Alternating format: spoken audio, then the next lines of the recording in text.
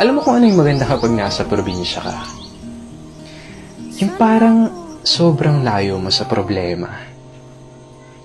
Yung manghuni ng ibon, sariwang hangin, na kahit sobrang bigat ng pakiramdam mo, kapag naranasan mo tong mga to, biglang mawawala na lang. Yung magandang tanawin, tapos yung palaya na ginawa niyong palaruan ng mga kaibigan mo. Sarap talagang mumuhay sa probinsya, no? Yung para talagang napakalayo mo sa problema.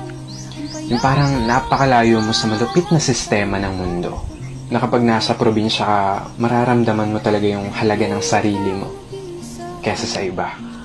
At napapasabi ka na lang na there's no place like home or like probinsya. At ikaw na nanonood nito ngayon, masaya ako at naparamdam ko sa'yo ang pamumuhay sa isang probinsya.